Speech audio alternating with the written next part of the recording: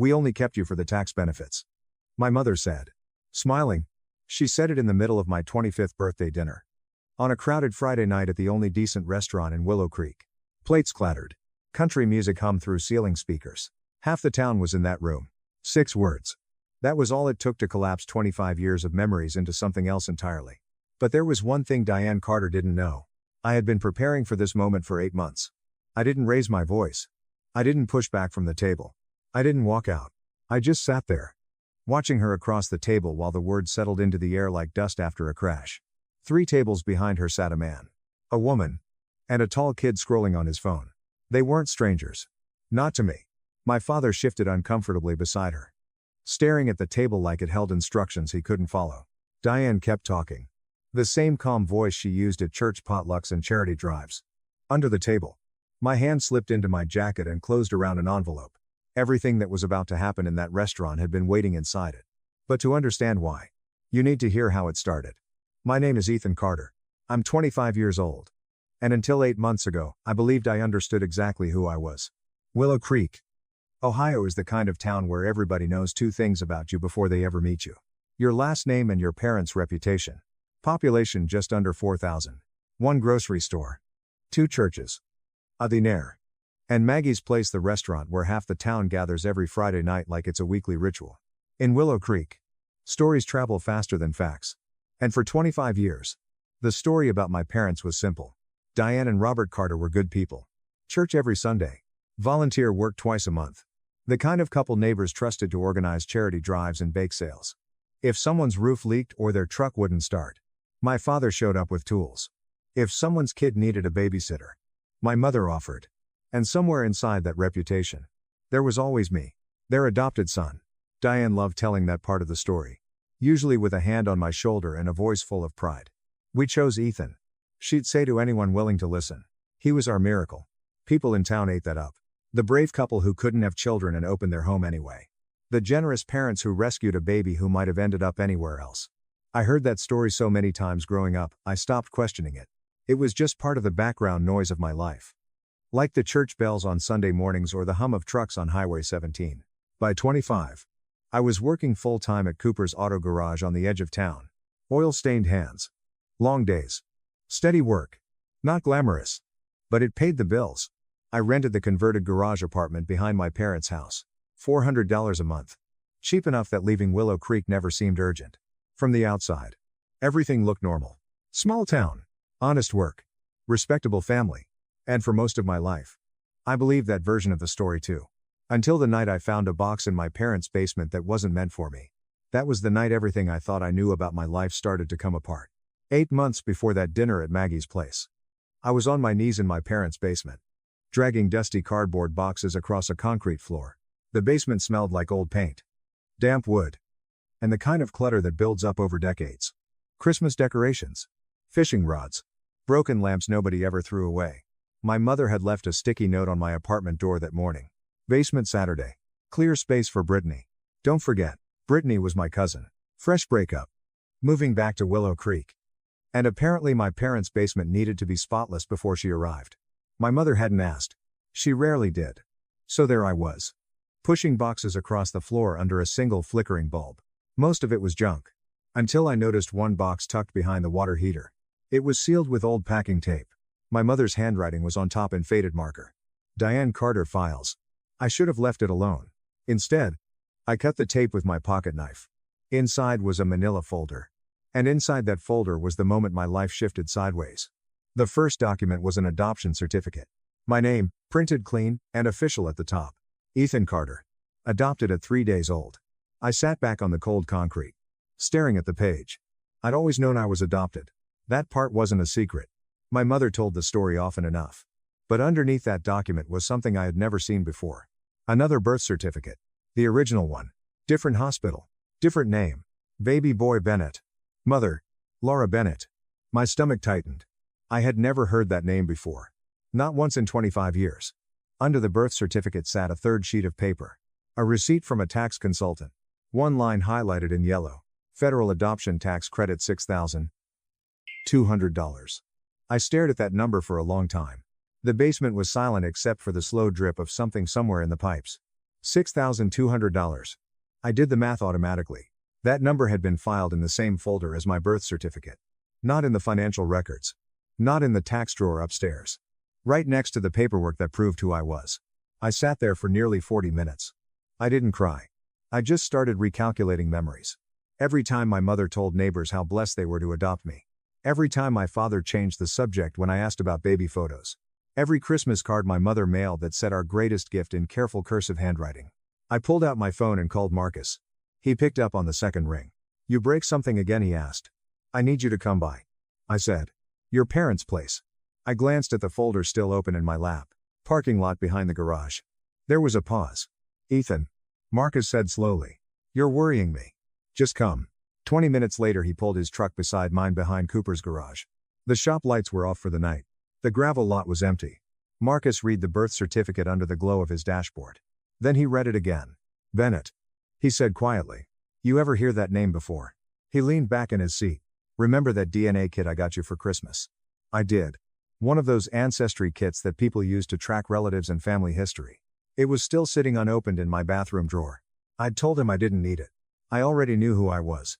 That version of me felt very far away now. Marcus looked at me. "Use it," he said. So I did. Cheek swab. Registration code. Sealed envelope. At 11 that night I dropped the kit into the mailbox outside the Willow Creek post office. The results would take 6 weeks. 6 weeks to keep my face normal. 6 weeks to sit across from my parents at Sunday dinner like nothing had changed. 6 weeks to pretend the number $6.200 wasn't echoing somewhere in the back of my head. And the whole time, one question kept circling back. Not loud. Just stick. Was I adopted because someone loved me?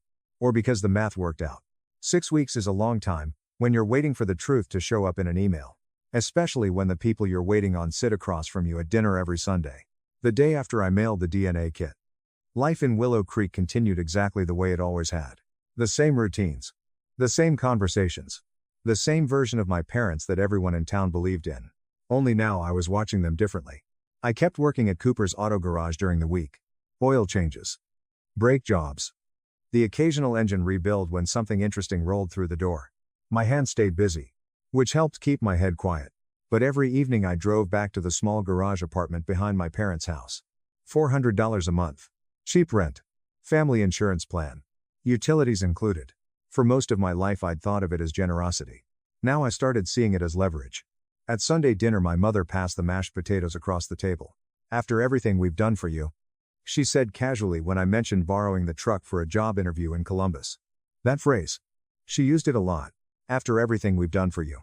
It had always sounded like pride before. Now it sounded like accounting. My father rarely said much during those dinners. Robert Carter had spent most of my life perfecting the art of quiet agreement. When my mother talked, he listened. When she made decisions, he nodded. Sometimes I caught him watching his plate while she told adoption stories to neighbors. Stories about sacrifice. About generosity. About the day they rescued a baby who had no one else. People always reacted the same way. Admiration. Sympathy. Gratitude on my behalf. I used to smile during those moments. Now I just watched. One afternoon during week 3. Marcus found me reorganizing the tool cabinet at the garage for the second time that day. "You're doing that thing again," he said. "What thing?" "The thinking thing." I shut the cabinet door. "I'm waiting." "For what?"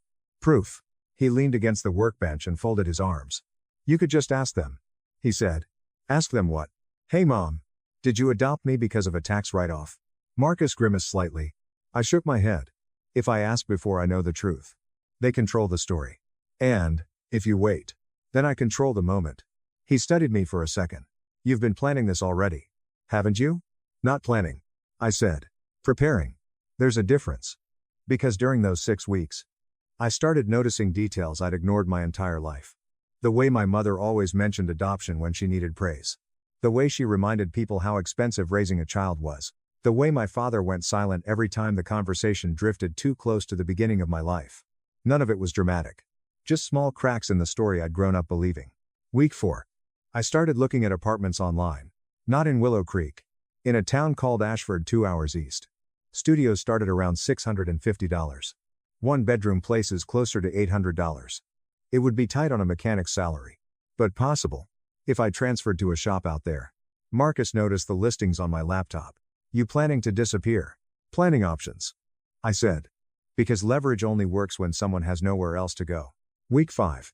My mother taped a typed notice to my apartment door. Rent increase. From $400 to $850 starting next month. No explanation. Just her signature at the bottom. I stood there reading it twice before walking across the yard to the house. My father was in the kitchen pouring coffee. Did you see this? I asked. He stirred his mug slowly. Your mother has her reasons. Ethan. What reasons? He didn't answer. The spoon tapped the mug 3 times. Then silence. I walked back to my apartment without another word. That night I sat at the kitchen table and did the math. $850 rent. $350. If I had to buy my own health insurance. Tools. It didn't work. Which meant it wasn't supposed to. My mother didn't want me independent. She wanted me dependent. Cheap rent. Shared insurance. Control. The tax receipt in that basement folder suddenly made a lot more sense. 3 days later. The email arrived. I was sitting in my truck outside the garage eating a sandwich when my phone buzzed. Ancestry notification: close family match found. My heart slowed instead of speeding up. I opened the message. The page loaded slowly on Willow Creek's terrible signal. Then the name appeared. Laura Bennett. Age Otiofiuta. Location. Ashford. Ohio. Match confidence. Relationship. Parent. I stared at the screen for a long time. Then I locked the phone and leaned back in my seat. The answer had arrived. Now, the real question was what I was going to do with it. And somewhere in the back of my mind, a plan started forming. Slowly. Carefully. Because if the truth was going to come out, it was going to happen on my terms. I sat in my truck for almost 20 minutes before opening the email again. The name on the screen didn't change. Laura Bennett. Ashford. Ohio. Parent Kathra Vang D. Snuff. Auto% match. 2 hours away. For 25 years, the person connected to that line of text had existed somewhere in the world without me knowing it. And now suddenly there she was, close enough to drive to before dinner. Her profile photo was simple. Short brown hair. Faint lines around her eyes. A tired smile that looked like it had been earned honestly. She was standing in front of what looked like a small clinic building. Under the photo, the profile listed basic information. Physical therapist, Ashford Community Health Center. Married to Michael Bennett. Woosher. 1 son. Jake Bennett. Arshii? A brother. I stared at that line longer than anything else. For 25 years I'd been an only child. Now apparently I wasn't. I tried writing an email. The first draft was 2 pages long. I deleted it. The second one sounded angry. Deleted again. The third version tried too hard to sound calm. After the 6th attempt I realized something simple. I didn't need the perfect message. I just needed the truth. So the 7th email was 3 sentences. My name is Ethan Carter. I believe you may be my biological mother. I'm not angry. I just want to understand. I read it once. Then I hit send before I could change my mind. 4 hours later my phone buzzed. 1 message. 3 lines. Ethan. I have been waiting for this message for 25 years. Laura. I read it 3 times. Then I locked my phone and sat there in the truck while the sun dropped behind the trees at the edge of the garage lot. Waiting. 25 years. That word carried more weight than anything else in the email. We spoke on the phone 2 nights later. Laura's voice was quieter than I expected. Careful. Like someone who had rehearsed this moment 1,000 times and still wasn't sure what to say first. I don't want to push you, she said. I just want you to know I never stopped wondering if you were okay. I didn't answer right away. Because something about that sentence felt different from the stories I'd grown up hearing. Those stories had always been about sacrifice. This one sounded like loss. We met in person the following Saturday. Ashford was a little bigger than Willow Creek. More traffic. More stores. But still small enough that people nodded when they passed each other on the sidewalk. Laura lived in a modest house near the edge of town. When she opened the door, her hands were shaking so badly she had to grip the frame for a second. For a moment neither of us spoke. Then a man stepped up beside her. Broad shoulders. Work-worn hands. Michael Bennett, he said, offering his hand. Welcome, Sam. The word sounded like it surprised him as much as it did me. Inside the house. The kitchen smelled like garlic and tomato sauce. Lasagna. Laura had clearly spent the entire day cooking. A tall kid leaned against the counter scrolling through his phone. This is Jake, Michael said. Jake looked up. Studied me for about 3 seconds. Then grinned. Yeah, he said. You've got mom's jawline. Laura covered her mouth with her hand. Like she was afraid she might start crying if she didn't. Dinner that night felt strange. Not awkward. Just unfamiliar. The kind of unfamiliar that happens when something new is trying to become normal. Halfway through the meal, Laura disappeared for a minute and came back holding a small jewelry box. She set it on the kitchen table between us. Inside was a hospital wristband. Faded pink plastic. The letters were worn but still readable. Baby boy Bennett. I kept it, she said quietly. For 25 years. Her voice broke a little. Every March 15th I light a candle on the kitchen window. I didn't say anything. I just sat there looking at the bracelet. 25 years. 2 families. 2 completely different versions of the same story. And somewhere between them was the truth about how I ended up where I did. I visited Ashford 4 more times over the next 3 months. Each trip felt easier than the last. Shorter somehow. Meanwhile, back in Willow Creek, nothing had changed. At least on the surface. Sunday dinners still happened. My mother still told the same stories. My father still stayed quiet. But now every time I looked at them, I saw the question sitting between us. And the longer I waited, the clearer something became. The night the truth came out wasn't going to be accidental. It was going to be deliberate. Carefully timed. Because when that moment finally arrived, I wasn't going to face it alone. 3 weeks before my 25th birthday. My mother did something she hadn't done in years.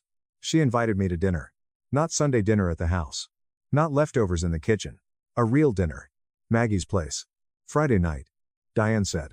Leaning against the doorframe of my apartment. Just the 3 of us.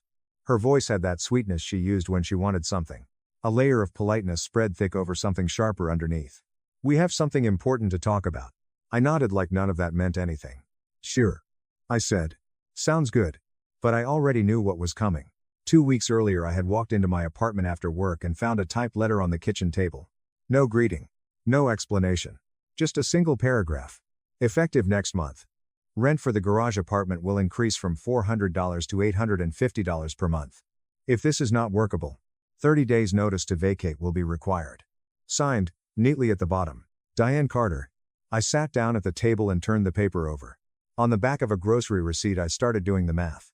$850, $350 for a basic health insurance plan, if my parents removed me from the family coverage. Tools. It didn't work. Which meant the number wasn't meant to work. It was pressure. I walked across the yard to the main house. My father was in the kitchen pouring coffee. Did you see the letter? I asked. He didn't look up. Your mother has her reasons. What reasons? The spoon clinked against his mug 3 times. He kept stirring. Brittany needs somewhere to stay. And I don't. He didn't answer. That was the entire conversation. I stood there for another 10 seconds. Then walked back across the yard without saying anything else.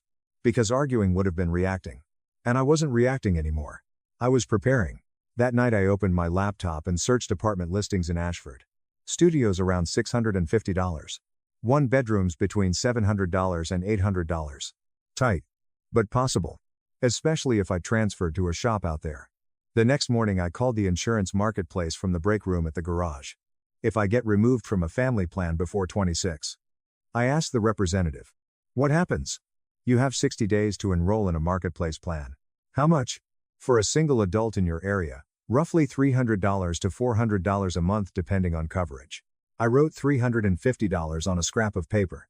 Another piece of the equation. Later that afternoon, Marcus found me reorganizing a toolbox that didn't need reorganizing. You look like a man planning a prison break. He said. Something like that. You going to confront them? Not yet. Why wait? I wiped my hands on a rag and leaned against the workbench.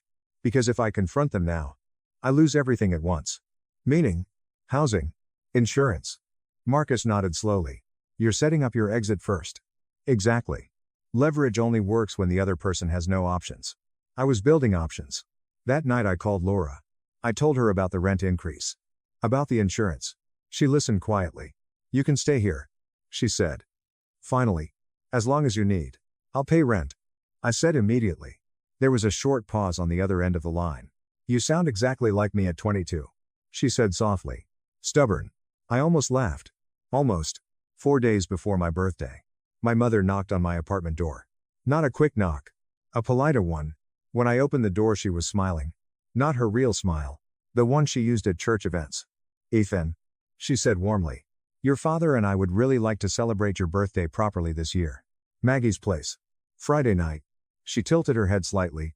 It'll be nice. I studied her face for a moment. Something about the way she said, it made the hairs on the back of my neck stand up. This dinner had been planned. Carefully. Sure. I said. Sounds good. She patted my arm gently and walked back toward the house. The moment the screen door shut behind her, I picked up my phone. Laura answered on the second ring. It's happening. I said. When? Friday night. There was a pause. What do you need from us? She asked. Come to the restaurant. All of us. But sit separately. Don't come over unless I signal. Another pause. Then Laura said quietly. We'll be there. After we hung up, I sat on the edge of my bed. Inside my backpack was an envelope. Inside the envelope were three things. A photograph, a letter, and a DNA report. All the proof I would need. Friday was 4 days away. 4 days to keep my face neutral. 4 days to wait for my mother to say the quiet part out loud. In a room full of people who believed she was a saint. And when she finally did, I was going to be ready. Friday night at Maggie's place smelled like cornbread and cedar smoke. Warm light hung over oak tables. A slow country song played through the ceiling speakers. Every booth in the restaurant was either full or filling. In a town like Willow Creek, Friday night dinner wasn't just a meal. It was a weekly gathering. I arrived 10 minutes early. Habit from working in a garage: if you show up early, you control the situation. I stepped inside and scanned the room once. Near the far window, 3 people sat at a small table. Laura in a blue blouse. Michael beside her in a flannel shirt. Jake leaning back in his chair scrolling through his phone. Laura looked up. Our eyes met. She gave a small nod. That was all. I sat at a booth in the center of the restaurant. Under the table my hand rested on the envelope inside my jacket. A minute later my parents walked in. My mother wore a red dress she usually saved for Easter services and charity events. Lipstick carefully applied. She looked like she was attending a celebration. My father wore a stiff button-down shirt. He always buttoned the top button when he was uncomfortable. They slid into the booth across from me. 25. My mother said brightly. Can you believe it? She ordered a glass of wine. My father ordered water. I ordered nothing. Small talk followed. My mother asked about work at the garage. I answered. She didn't listen. Her eyes kept drifting toward her purse like she was waiting for a cue. 2 tables away, Pastor Jim Hadley and his wife sat down with menus. My mother noticed them. Of course she did. Diane Carter always liked an audience. Finally, she folded her hands on the table. You're adopted, she said. Her tone was calm. Practiced. We took you in when you were 3 days old. I didn't react. Not because I was pretending. Because I had already lived through this moment 8 months earlier, on a basement floor. My silence encouraged her. We kept you because, frankly, the tax situation made sense at the time. She smiled slightly. The credits. The deductions. It helped us get through some difficult years. The words hung in the air. At the table next to us, someone's fork stopped halfway to their mouth. My father cleared his throat. We've spoken with a lawyer, he said quietly, about formally separating things. My mother reached into her purse and pulled out a folded piece of paper. You have 30 days to vacate the apartment, she said, sliding it across the table. Brittany needs the space. I didn't look at the paper. I looked at her. 5 seconds passed. Long enough that she shifted slightly in her seat. Is that all? I asked. My voice came out steady. Not angry. Just clear. My mother blinked. What do you mean? I didn't answer immediately. Silence has a weight to it. And Diane Carter hated silence. I know this is hard. She continued quickly. But it's better you hear it from us. How generous, I said. Her jaw tightened. Don't get sarcastic with me. We raised you. We fed you. For $6,200. I said. The number landed like a dropped glass. Her hand twitched. My father shifted in his seat. This doesn't need to turn ugly, he muttered. Then why bring paperwork to a birthday dinner? I asked. He had no answer. My mother pulled a pen from her purse and set it beside the paper. Sign it tonight, she said sharply. And we'll give you the full 30 days. If you refuse, you get 2 weeks. Her voice carried farther than she intended. Pastor Jim looked over from his table. Maggie paused behind the counter with a coffee pot in her hand. I looked down at the pen. Then the paper. Then back at my mother. I'm not signing anything tonight, I said. And then I said the one thing that changed the room. Lorraine. Not Mom. Lorraine. Her mouth opened. Closed. For the first time in 25 years. I had taken the title away. I raised you, she snapped. That makes me your mother. Then why does it feel like a contract that just expired? Her eyes flicked around the restaurant. People were watching now. That hadn't been part of her script. She leaned forward. Your real mother was some girl from Ashford who couldn't even take care of. One word. Quiet. But it stopped her. You don't get to talk about her, I said. You don't even know her. She scoffed. Instead of answering, I reached into my jacket. The envelope slid onto the table between us. What is that? She asked. I didn't answer. I opened the envelope slowly. First I placed a folded letter on the table. Second, A printed DNA report. Parent match 99. Third. A photograph. Me, standing between Laura and Michael. All three of us smiling in the sunlight. My mother stared at it. Frozen. Funny you should mention my real mother. I said calmly. Because I found her 8 months ago. My father's chair scraped backward slightly. That's not possible, my mother started. It is. I tapped the DNA report. Her name is Laura Bennett. She's a physical therapist in Ashford. I kept my voice level. She didn't abandon me. She was 22 and alone. That's not the same thing as unwanted. My mother stared down at the photograph again. And then I added the final sentence. They're here tonight. Her head snapped up. What? I turned in my seat. Across the restaurant, Laura looked at me. Waiting. I gave a small nod. Laura stood. Michael stood beside her. Jake followed. 3 people crossing the room. Not fast. Not slow. Just walking toward the table like they had been waiting 25 years to reach it. Laura stopped beside me. She placed one hand on my shoulder. Steady. This. I said quietly. Looking at my mother. Is my mother. The restaurant fell completely silent. And for the first time in her life, Diane Carter had no control over the story in the room. For a few seconds after Laura placed her hand on my shoulder, nobody in Maggie's place said a word. The whole restaurant seemed to freeze. Forks halfway to mouths. Conversations cut off mid-sentence. Even the music from the ceiling speakers faded into the background like someone had turned the volume down on the entire room. My mother stood there staring at Laura. Then she stood up so quickly her chair scraped hard against the wooden floor. You've got to be kidding me, she said. Her voice climbing higher than she meant it to. Wine sloshed over the rim of her glass and soaked into the paper she'd brought for me to sign. I raised him for 25 years. She snapped, pointing at me. And you think you can just walk in here and... You just told him he was a tax deduction. Laura's voice was calm, quiet enough that people leaned forward to hear it. But he's still your son, she added. And you chose to humiliate him in front of a room full of strangers. That sentence traveled across the restaurant like a ripple in water. My mother looked around the room for support. She didn't find it. Karen from the post office sat 4 tables away with her hand covering her mouth. Pastor Jim Hadley had turned completely in his chair. Maggie stood behind the counter with her arms folded across her chest. Everyone had heard. Every word. You planned this. My mother said, pointing at me now. You planned this to embarrass me. No. I said calmly. I planned it so I wouldn't be alone when you said what you said. The distinction didn't register with her. It rarely did. She looked around the room again, searching for anyone to back her up. Her eyes landed on Pastor Jim. Jim, she said quickly. You know me. You know what kind of mother I've been. The restaurant waited. Jim Hadley had been the town's pastor for almost 2 decades. When he spoke, people listened. He looked at my mother for a long moment. Then he folded his napkin carefully on the table. I think, he said gently, this might be a conversation you need to have with God and with your son. Not with me. There was no accusation in his voice. No anger. Just quiet distance. And somehow that made it worse. My mother's face changed. Not sadness. Not regret. Recognition. The realization that the story she'd been telling this town for 25 years had just collapsed in front of witnesses. She grabbed her purse. Without picking up the paper. Without taking the pen. Without looking at me again. Her heels struck the hardwood floor as she walked toward the door. Each step echoed through the silent restaurant. My father followed behind her a moment later. Before he stepped outside, he turned back once. He looked at me. Then at Laura's hand resting on my shoulder. For a second it looked like he might say something. An apology. An explanation. Anything. Instead, he just nodded once. Small. Quiet. Then he walked out the door. The bell above the entrance jingled as it closed behind them. And just like that, the room exhaled. Conversations returned in soft murmurs. Forks touched plates again.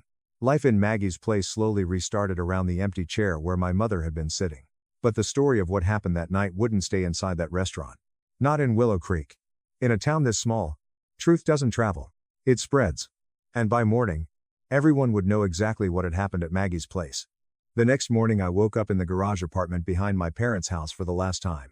The ceiling above my bed was the same cracked drywall I'd been staring at for 7 years. A water stain shaped vaguely like Texas spread across the corner near the window. Outside, my mother's herb garden sat in neat rows she planted mostly for the neighbors to admire. Everything looked familiar. None of it felt like mine anymore. I packed my life into 4 cardboard boxes. Clothes. Tools. A few books. The photo of Laura, Michael, and Jake we'd taken on my second visit to Ashford. 7 years in that apartment and everything I owned fit into the backseat of my truck. Marcus showed up at 8 in the morning. He didn't ask questions. He just grabbed a box. At 9, I called the insurance marketplace. Address change, I said. The representative walked me through the process. New coverage would start within 60 days. I wrote the confirmation number on the back of a gas station receipt and folded it into my wallet. At 9:30 I walked across the yard to the main house. The curtains were drawn. My mother's car sat in the driveway. She was home. But she didn't come to the door. I didn't knock. Inside the kitchen I placed the apartment key on the counter. Next to it I left the paper she had wanted me to sign the night before. Except now it had my signature on it. And one extra sentence written underneath. You don't need 30 days. I'm leaving today. No speech.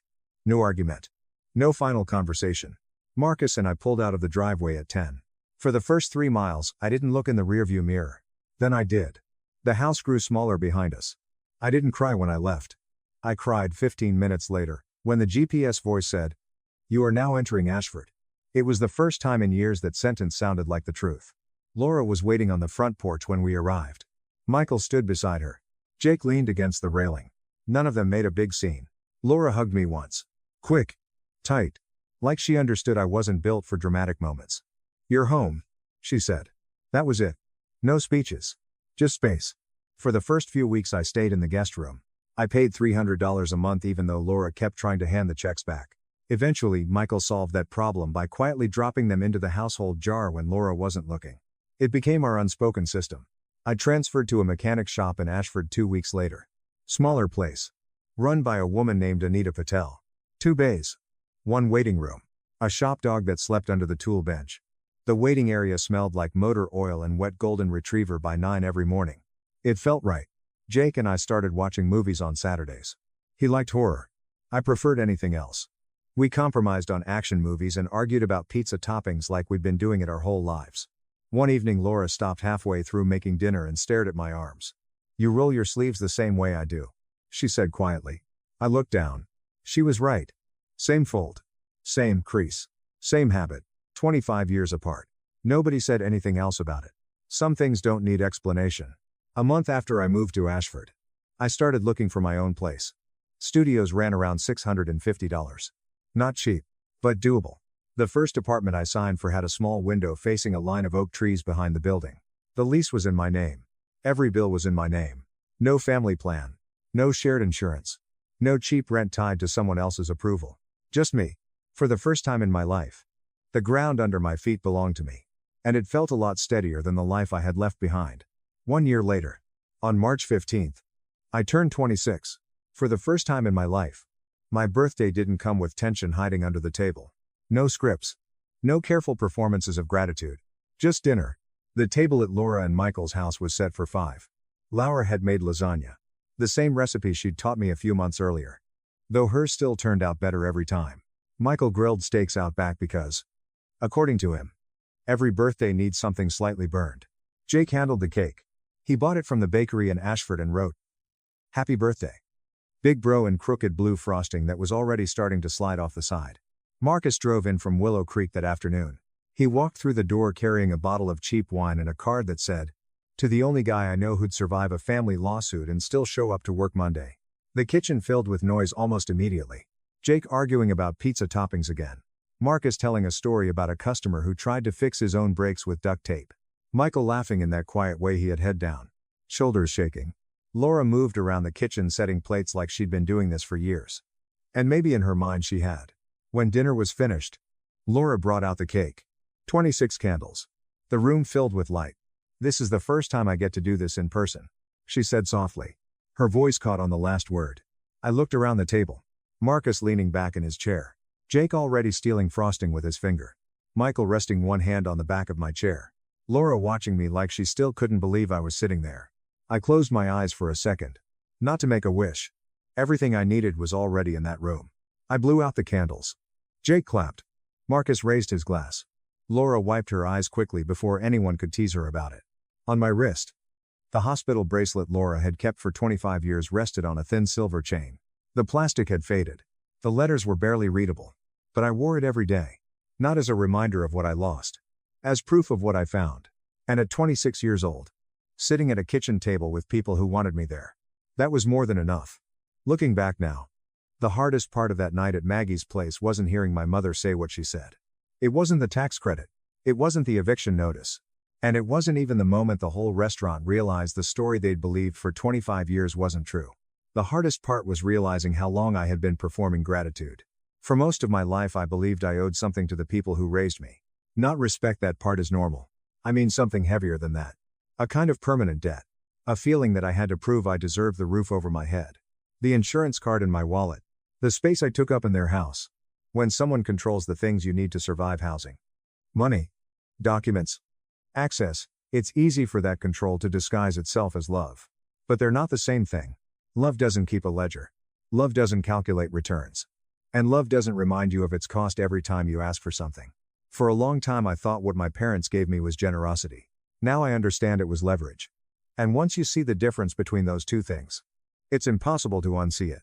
That night at Maggie's place wasn't revenge. I didn't expose them to hurt them. I exposed the truth so I wouldn't spend another 25 years pretending a transaction was the same thing as family. And if there's one thing I've learned since then, it's this. You don't owe lifelong gratitude to someone who only valued you when the math worked in their favor. You only owe honesty to yourself. Everything else comes after that. So that's my story. For 25 years I believed I owed my parents gratitude for saving me. In reality, they were keeping a ledger the whole time. The night at Maggie's place didn't destroy my life. It gave it back to me. Now I'm curious about something. If you had been sitting at that table, hearing everything Diane said out loud in front of the entire restaurant, what would you have done? Would you have walked out? Confronted her sooner? Or waited like I did until the truth exposed itself? Drop your thoughts in the comments. I read every one of them. And if stories like this resonate with you, make sure to subscribe so you don't miss the next one. Take care of yourselves and protect your boundaries. Disclaimer. This story is inspired by real-life experiences but has been adapted for storytelling and educational purposes. Names, locations, and identifying details have been changed to protect privacy.